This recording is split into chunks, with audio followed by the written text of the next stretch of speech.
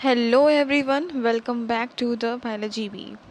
तो आज बहुत दिनों बाद हम लोग अपने चैप्टर के टॉपिक्स को कवर करने वाले हैं, जो बचे हुए टॉपिक्स हैं। एंड इससे पहले हम लोग बहुत सारे टॉपिक्स ऑलरेडी कवर कर चुके हैं। सो अगर आपने प्रीवियस वीडियोस नहीं देखे हैं तो पहले उन्हें देखिए, फिर इस वीडियो पर आइए। Okay, so let's start with our topic, ribosomes. Okay, ribosomes are the granular structure first observed under the electron microscope as dense particle by George Pallet in 1953. So ribosomes जो होते हैं वो सबसे पहले किसने ऑब्ज़र्व किया था राइबोसोम्स को अंडर द इलेक्ट्रॉन माइक्रोस्कोप? सबसे पहले जॉर्ज पैलेट ने ऑब्ज़र्व किया था 1953 में as a dense particle.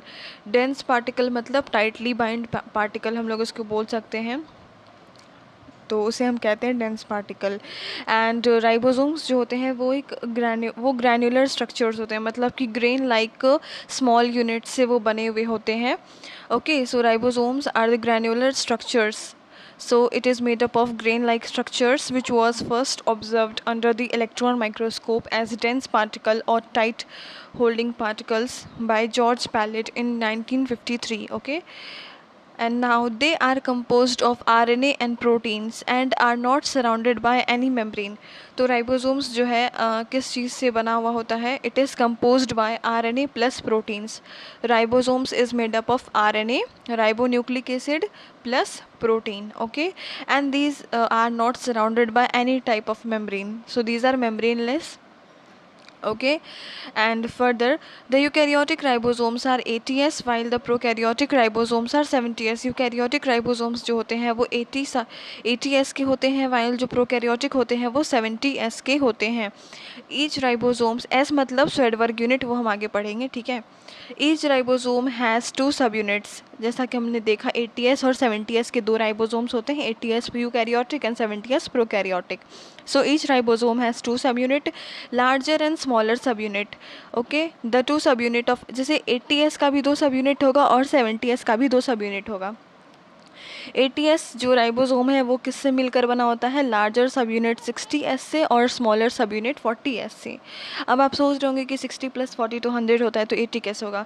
But ये ऐड करके नहीं किया गया है, ये दूसरे वे में है ये. ओके, स्वेडबर्ग यूनिट के फॉर्म में है, जहाँ पर 80s जो राइबोसोम है वो बना होता है दो सब यूनिट का, एक लार्जर सब यूनिट, एक स्मॉलर सब यूनिट. तो लार्जर 60s का होता है, स्मॉलर 40s का होता है, जो बनाता है 80s. Okay, and now while that of 70s ribosomes, जो 70s राइबोसोम्स है प्रोकैरियोट्स का, वो बना होता है लार्जर सब यूनिट 50s का और स्मॉलर सब यूनिट 30s का. ओके, एंड नाउ अब हम बोल रहे थे कि एस का क्या मतलब होता है. तो एस का मतलब होता है स्वेडबर्ग्स यूनिट, जिसे हम सेडिमेंटेशन कोफिशिएंट भी बोल सकते हैं. और इस it is indirectly a measure of density and size. इससे हम लोग इनडायरेक्टली किसको मेज़र कर सकते हैं? डेंसिटी को और साइज़ को मेज़र कर सकते हैं. एस का मतलब क्या हुआ? स्वेडबर्ग्स यूनिट, जो कि सेडिमेंटेशन कोफिशिएंट है. ओके, एंड इससे हम इनडायरेक्टली किसका मेजर होता है? इनडायरेक्टली इससे हम डेंसिटी एंड साइज़ भी मेजर कर सकते हैं. Both 70s and 80s ribosomes are composed of two subunits. Okay, so ये दोनों दो सब यूनिट्स का बना होता है. Okay, okay, so now let's move on to cytoskeleton.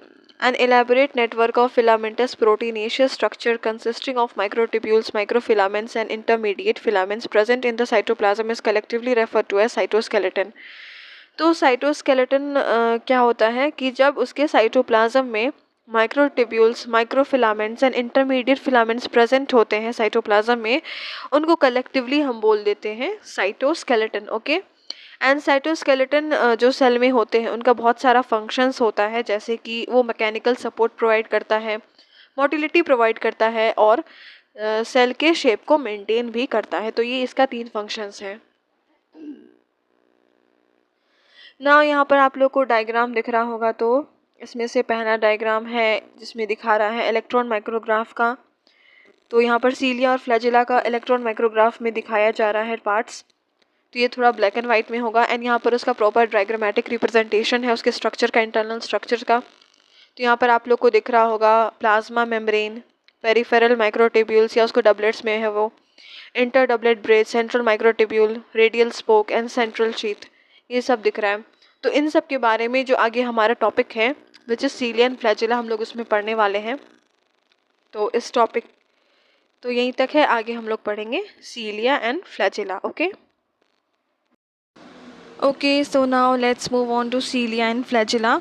सीलिया जिसका सिंगुलर होता है सीलियम एंड फ्लैजिला जिसका सिंगुलर होता है फ्लैजिलम, वो हेयर लाइक आउटग्रोथ्स होते हैं सेल मेम्ब्रेन के। सीलिया जो है उसका स्मॉल स्ट्रक्चर होता है जो ओर्स की तरह काम करता है और जो सेल या उसके आसपास के फ्लूइड की मूवमेंट कॉज करता है। ओके एंड फ्लैजिला जो होता है वो कंपैरेटिवली लॉन्गर होता है and it is responsible for the cell movement. Flagella क्या होता है, सीलिया से बड़ा होता है और सेल मूवमेंट में रिस्पॉन्सिबल होता है।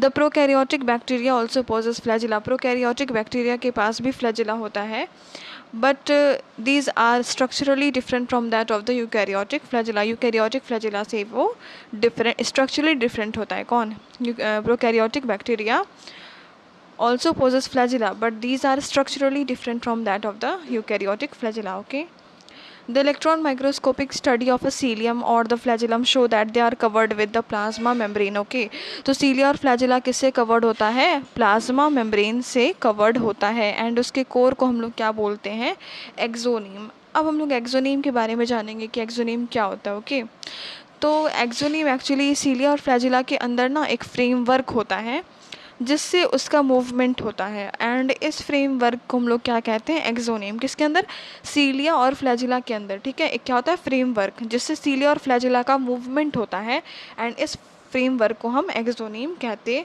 हैं। इसमें बेसिकली 9 पेयर्स ऑफ डबलेट्स होते हैं एंड 2 सिंगलेट्स होते हैं उसमें। ठीक है, इसमें 9 पेयर डबलेट। माइक्रोट्यूब्यूल्स इसमें बाहर की तरफ ऐसे गोल सर्कल में अरेंज्ड होते हैं, बीच में 2 सिंगल माइक्रोट्यूब्यूल्स होते हैं। ठीक है, इस अरेंजमेंट को हम लोग 9+2 एरे कहते हैं, या मतलब अरेंजमेंट कहते हैं, 9+2 अरेंजमेंट। तो सीलिया और फ्लैजिला का अगर कोई अरेंजमेंट पूछे तो उसे हम कहेंगे 9+2 एरे। ओके, तो यहाँ पर लिखा हुआ है axoneme possesses a number of microtubules running parallel to the long axis. Okay, इसमें बहुत सारे नंबर ऑफ माइक्रोट्यूब्यूल्स होते हैं जो लॉन्ग एक्सिस के पैरेलल होते हैं। The axoneme usually has 9 doublets, ये भी डिस्कस किए हैं कि उसमें 9 डबलेट्स होते हैं of radially arranged peripheral microtubule and a pair of centrally located microtubule singlets होते हैं। ठीक है, 9+2, 9 doublets and 2 singlets. Okay and such an arrangement of axonemal microtubule is refer to as 9+2 array. Okay, the central tubules are connected by bridges, जो central tubules होते हैं वो bridge से connect होते हैं एंड वो सेंट्रल शीथ से enclosed होते हैं। ओके मतलब यहाँ पर एक सेंटर पे एक सेंट्रल ट्यूब्यूल होता है जो ब्रिज से कनेक्ट होता है एंड वो किससे इनक्लोज्ड होता है, सेंट्रल शीथ से। ठीक है, which is connected to one. अब वो जो सेंट्रल शीथ है वो किससे कनेक्टेड है, वो कनेक्टेड है to one of the tubules of each peripheral doublets by a radial spoke. Okay, thus there are 9 radial spoke, यहाँ पे 9 रेडियल स्पोक हो गए and the peripheral doublets are also interconnected by linkers. Okay, doublets जो होते हैं periphery पे जो doublets हैं 9 डबलेट्स वो किससे कनेक्टेड है, लिंकर्स से कनेक्टेड हैं and both the cilium and flagellum emerge from the centriole like structure called the basal bodies. So जो सीलिया एंड फ्लैजिला होते हैं वो कहाँ से इमर्ज होते हैं, वो बेसल बॉडीज से इमर्ज होते हैं जो कि एक सेंट्रियोल लाइक स्ट्रक्चर होता है। सो सीलिया और फ्लैजिला दोनों ही एक बेसल बॉडी से निकलते हैं। बेसल बॉडी एक्चुअली में एक छोटी एंकरिंग स्ट्रक्चर होती है जो सीलिया और फ्लैजिला को जोड़ने और बनाने का काम करती है। ओके मतलब बेसल बॉडी क्या होती है, एक छोटी एंकरिंग स्ट्रक्चर जो सीलिया और फ्लैजिला को क्या करती है, जोड़ती है या बनाने का काम करती है। Okay so now let's talk about the centrosome and centrioles. Centrosome is an organelle usually containing 2 cylindrical structures called centrioles. Centrosome एक ऑर्गेनल है जिसके पास 2 सिलेंड्रिकल स्ट्रक्चर्स है, उन 2 सिलेंड्रिकल स्ट्रक्चर्स को हम लोग सेंट्रियोल्स बोलते हैं। ओके एंड द सेंट्रोजोम मतलब जो सेंट्रियोल्स होते हैं they are surrounded by amorphous pericentriolar material, they are surrounded by amorphous pericentriolar material. Both the centrioles in a centrosome lie perpendicular to each other. So both the centrioles, दोनों जो centrioles है centrosome के वो एक दूसरे के perpendicular lie करते हैं and each one of has a organization of the cartwheel. Okay and they are made up of 9 evenly spaced peripheral fibrils of tubulin protein. तो वो किस चीज़ का बना होता है? They are made up of 9 evenly spaced peripheral fibrils of tubulin protein. Okay, and each of the peripheral fibril is a triplet. Each of the peripheral fibril क्या होता है? ट्रिपलेट होता है. And the adjacent triplets are also linked. So adjacent triplets जो हैं वो भी linked हैं. एंड उसका जो सेंट्रल पार्ट होता है उसे, जो कि प्रॉक्सिमल रीजन है सेंट्रियोल का, वो प्रोटीनेशियस है एंड उसे हम लोग हब कहते हैं. विच is connected with the tubules of peripheral triplets. वो किससे कनेक्टेड है? वो टिब्यूल से कनेक्टेड है पेरिफेरल ट्रिपलेट्स के, by the help of radial spokes which is made up of protein.